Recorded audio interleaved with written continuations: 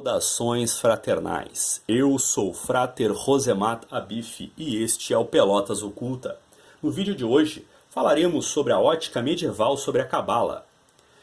Eu peço que você deixe seu like, se inscreva em nosso canal e acesse www.ocultismopel.wordpress.com. Segue a adaptação. A ideia de que existem 10 Sephiroth divinas poderia evoluir ao longo do tempo para a ideia de que Deus é um ser que, ainda que haja neste ser 10. Abre um debate sobre quais deveriam ser as crenças corretas em Deus. De acordo com o judaísmo, os primeiros cabalistas debatem o relacionamento da Sephiroth com Deus, adotando uma série de visões essencialistas versus instrumentais. A Cabala moderna, baseada nas sistematizações do século XVI de Cordovero e Isaac Luria, assume uma posição intermediária. Os vasos instrumentais da Sephiroth são criados, mas sua luz interior é da essência indiferenciada de Or Ein Sof.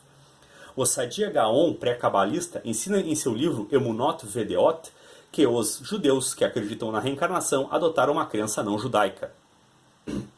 Maimônides, do século XII, celebrado pelos seguidores do seu racionalismo judaico, rejeitou muitos textos pré-cabalísticos de Rekalot, particularmente o Shiur Komá, cuja visão antropomórfica de Deus que ele considerava herética. Maimônides, um sábio medieval do judaísmo de importância central, viveu na época do primeiro surgimento da Cabalá. A escolástica moderna vê a sistematização e publicação de sua história. Doutrina oral pelos cabalistas, como um movimento para refutar a ameaça à observação judaica pela população, interpretando mal o ideal de contemplação filosófica de Maimônides. Sobre a realização ritual em seu Guia Filosófico dos Perplexos, eles objetaram a Maimônides equiparar os segredos talmúdicos Masé Bereshit e Masé Merkava da Torá com a física e metafísica aristotélica, nesse trabalho em sua Mishneh Torá legal, ensinando que sua própria teosofia, centrada em uma metafísica esotérica de prática judaica tradicional, é a Torá, verdadeiro significado interior. O sábio rabínico medieval cabalista Nachmanides, do século XIII, debatedor clássico contra o racionalismo maimonidiano, fornece um pano de fundo para muitas ideias cabalísticas. Um livro inteiro formulado, Gevurah Aryeh, foi de autoria de Yaakov Yehudá Aryeh Leib Frenkel e publicado originalmente em 1915, especificamente para explicar e elaborar conceitos cabalísticos abordados por Nachmanides em seu comentário clássico dos 5 livros de Moisés.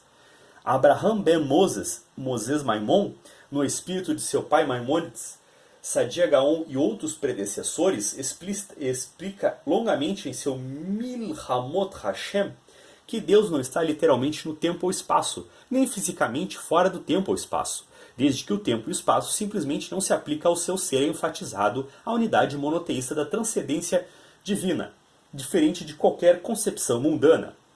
O panenteísmo da Cabala, expresso por Moisés Cordovero e pelo pensamento racídico, concorda que a essência de Deus transcende toda a expressão, mas contrasta que a existência é uma manifestação do ser de Deus, descendo imanentemente através das condensações físicas e espirituais da luz divina. Ao incorporar muitos pluralistas dentro de Deus, a unidade de Deus é profunda para excluir a verdadeira existência de qualquer coisa, exceto Deus. No panenteísmo racídico, o mundo é acósmico da vista divina, contudo real da sua própria perspectiva.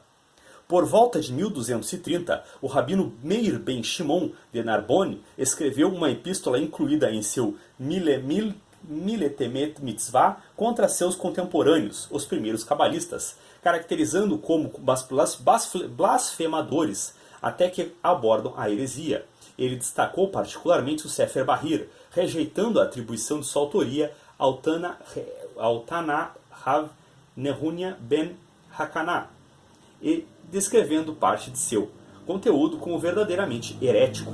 Leone de Modena, um crítico veneziano da Cabala do século XVII, escreveu que se aceitássemos a Cabala, a trindade cristã seria compatível com o judaísmo, pois a trindade parece se assemelhar à doutrina cabalística da Sephiroth.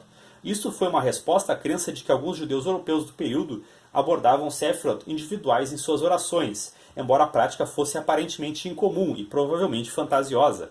Os apologistas explicaram que os judeus podem estar orando e não necessariamente os aspectos de piedade, representados pela Sephiroth.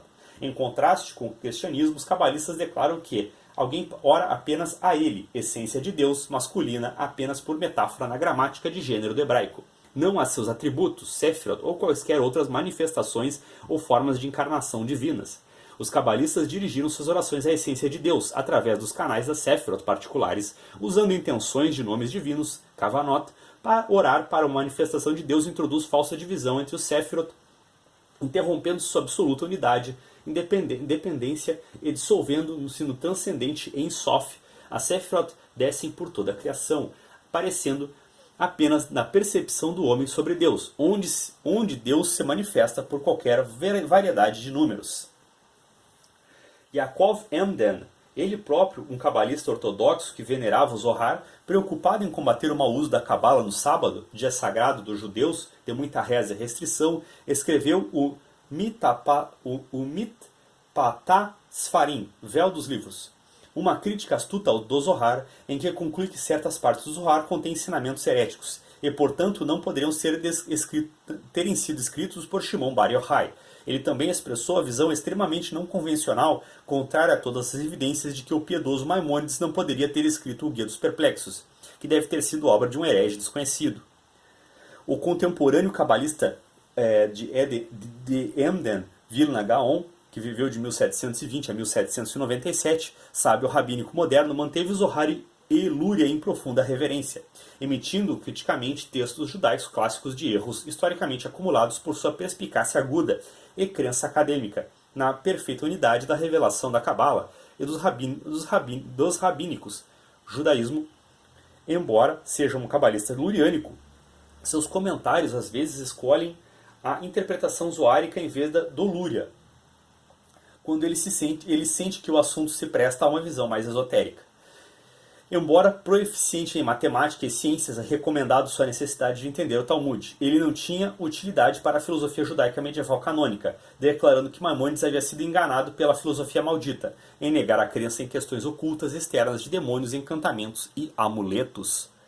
Os pontos de vista dos cabalistas sobre a filosofia judaica variam daqueles que apreciaram as obras filosóficas medievais maimonidianas e outras obras clássicas, interagindo a Cabala, e vendo profundas sabedorias filosóficas humanas e cabalistas divinas como incompatíveis, aqueles que polemizaram contra a filosofia religiosa durante os tempos em que se tornou excessivamente racionalista e dogmático. Um ditado comumente citado pelos cabalistas: a Cabala começa onde a filosofia termina. Pode ser lido como apreciação ou polêmica. Moisés de Burgos, no final do século XIII, declarou: esses filósofos cuja sabedoria você está louvando termina onde começamos. Moisés Cordoveiro apreciou a influência de Maimônides em sua sistematização quase racional, desde o seu início. A Cabala teosófica tornou-se permeada por terminologia adaptada da filosofia e recebeu novos significados místicos, como a integração precoce com o neoplatonismo de Ibn Gabirol e o uso de termos aristotélicos da forma sobre a matéria. Esse foi o vídeo de hoje, espero que tenham gostado. Até o próximo vídeo, um abraço.